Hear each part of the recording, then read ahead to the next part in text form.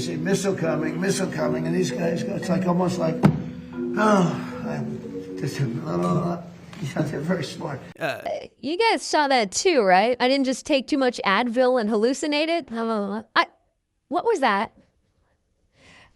Okay, James, if Trump were a regular grandfather, I think we would have probably put him in a home a long time ago. But because we're living in hell, that home is the White House. And instead of being a regular grandfather, you see, Trump is a pedophile war criminal, one who just so happens to possess the nuclear launch codes. He's also not one to tolerate dissent, so everyone in his inner circle is constantly forced to stand there at his side and listen to him give the same demented speech day in and day out, unless they want to lose their jobs. Usually, it's only members of his cabinet and the media that are required to endure such torment. But for whatever reason, earlier this week, a poor group of kids had the misfortune of standing next to this greasy mound of lard while he droned on about things that they, as children, really care and know a lot about. Like the Dow Jones and the S&P 500. We just hit records on the Dow. It was supposed to be done in 5 or 6 years. Somebody said it couldn't be possible to reach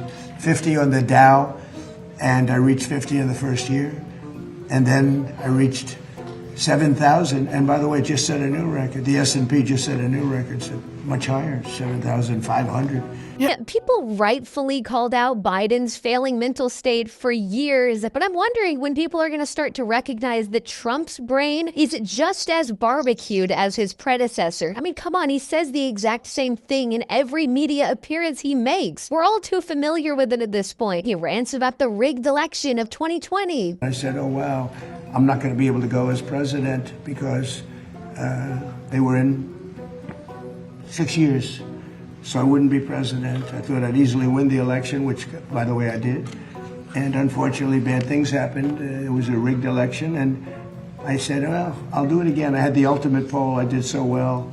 And I had the ultimate poll, and we won in a landslide. We won every single swing state. He goes after trans people. Nobody's ever come up to me and said, sir, you have to allow men to play in women's sports, I've never had one person say it's really important that we allow women to be challenged by men in women's sports, and it doesn't work. So look at this guy, he's a big guy. Me, I'm doing football right now, and next year I'm going to be trying to do powerlifting. Oh, whoa. Yes, Whoa. All right, let's go. Whoa. That's awesome. And you'll never compete against women in powerlifting. No, sir. Did you see that they had a man powerlifter and he decided to go the opposite direction? You think you can take me in a fight? And of course, who could forget that he ended 8-wise? We just set every record in the book. The economy is going great. I ended 8 wars. Nobody else ever ended a war. And the person that won the Nobel Prize, Maria, she's a good person.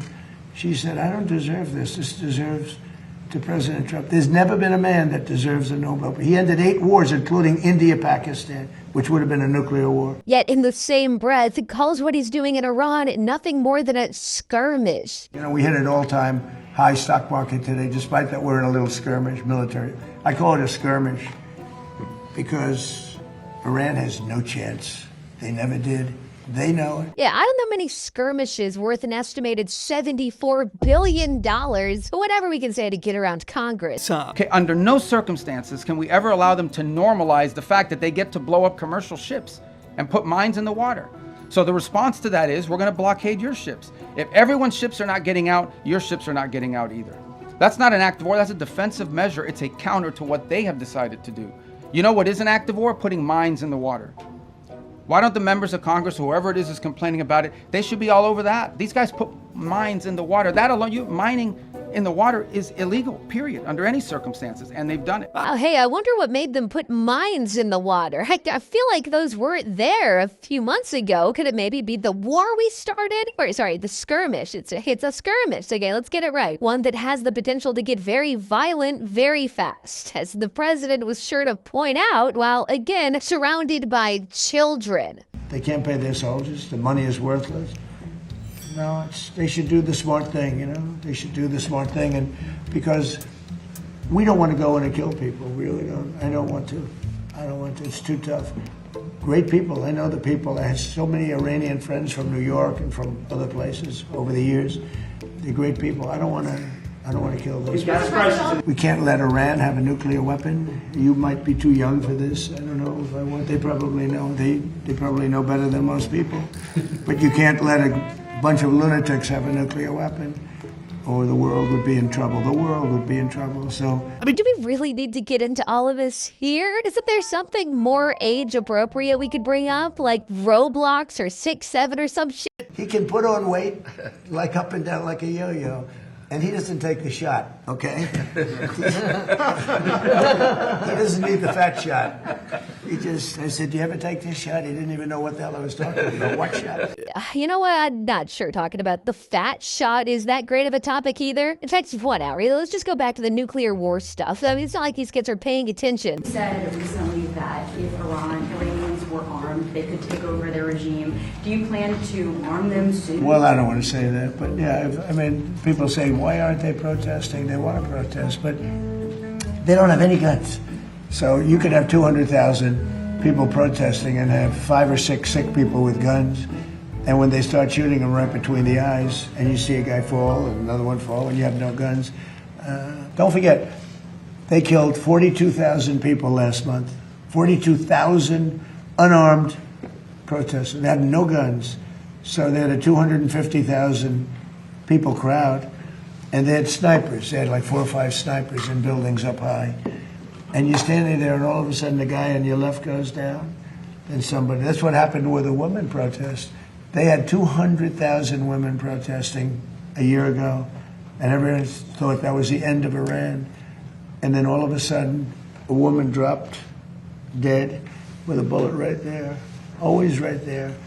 Then another woman dropped, and then the word started to spread, and then there was panic. He's looking directly at them as he says this stuff. It's remarkable. I feel like this is pointing out the obvious, but it should be said there is not one, but 2 Epstein associates in that very room. Not only did the president and HHS Secretary Bird Eater enjoy the company of the late sex trafficker for years, but have also both been accused of some kind of sexual assault. Same with Secretary Kegsbreath back there, who appears to be scanning the room for his emergency flask. And who could forget Education Secretary Linda McMahon, who was accused of helping to cover up a string of sex crimes committed against underage ring boys during her time at the WWE, back when her husband was still chairman. Her husband, who himself has been accused of some of the most disgusting crimes imaginable, which is all to say that I haven't the slightest clue what the parents were smoking to allow their children to even stand next to this gaggle of demons. It's not like Trump's depravity is a secret. He's been making extremely disturbing comments openly for years. You're going up the escalator?